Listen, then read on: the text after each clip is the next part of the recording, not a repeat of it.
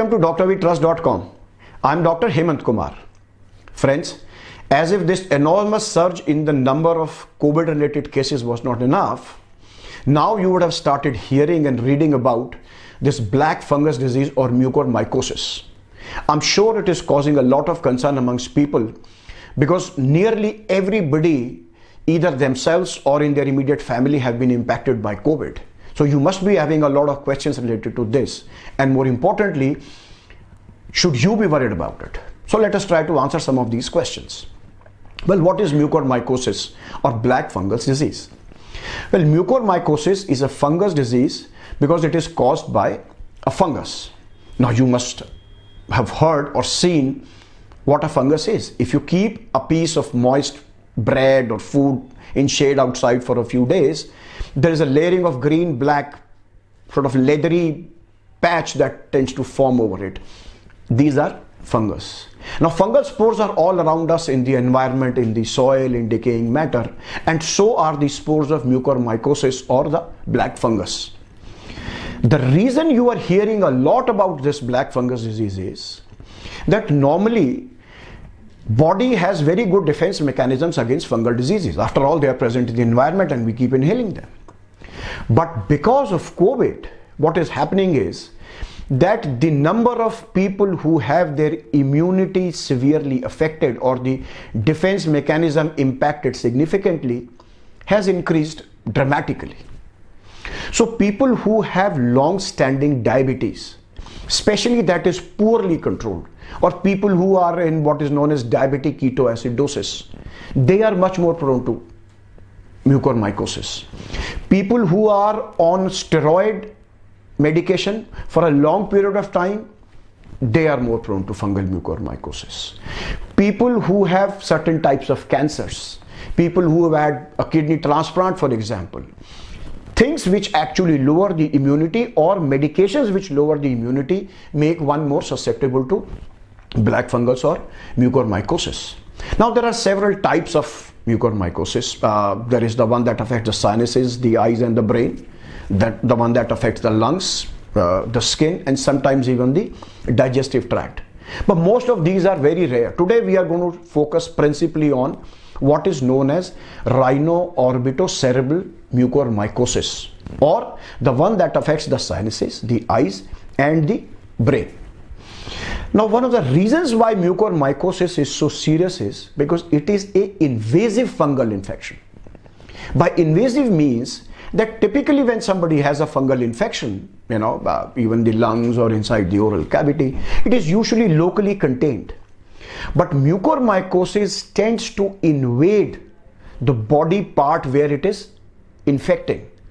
So if mucormycosis infects the sinuses or the inside of the nasal cavity, for example, it tends to involve the adjacent parts, so behind of the eye or even the base of the skull and the adjacent parts, and that is what makes it so serious a disease. What are the symptoms that would be there because of this? Well, the parts that get affected would produce the symptoms which can be related. So nasal stuffiness, swelling of the face typically on one side, discharge from the nose which is blood tinged or black patches on the bridge of the nose, pain in the eye or sort of swelling in the eye, headaches. These are some of the symptoms which are typically seen in patients of mucormycosis in the part that affects the sinuses, the eyes and the brain. Similarly, the part that affects the lungs, they would produce symptoms such as cough and fever and shortness of breath. Now, how is mucormycosis diagnosed? First point, this diagnosis is made by specialist doctors. Please do not try to self-diagnose. Don't think I have a stuffy nose, oh God, I have headache, do I have this fungal disease? No, you cannot diagnose it. Its diagnosis is made by a nasal swab, which is then put under microscope, and doctors would typically look for the fungal spores for mucormycosis. An examination of the nose may be done, which is known as rhinoscopy, or sometimes an endoscopic examination of the nasal cavity and the sinuses is done to look for mucormycosis. And often a CT scan of the head and neck area is done to diagnose mucormycosis. The question that arises is that how does it relate to you?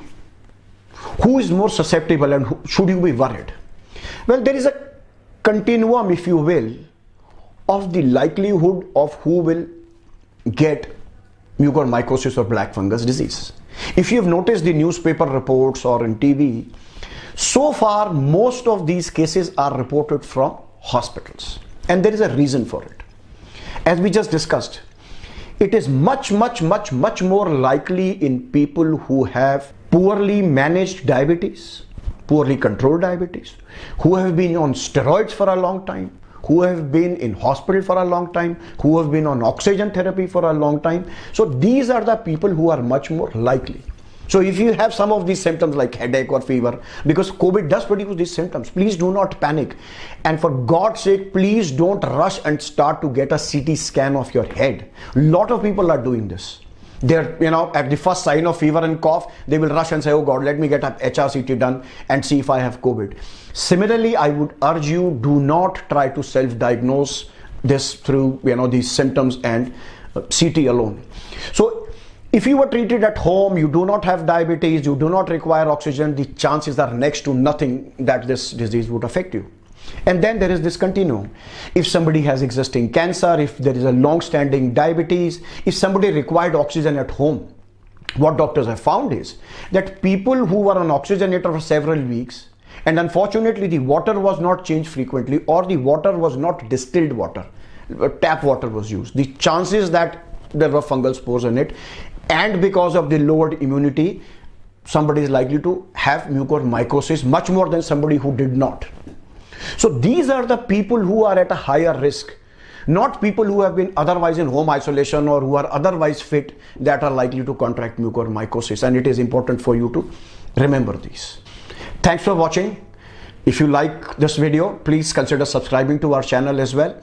Bye-bye.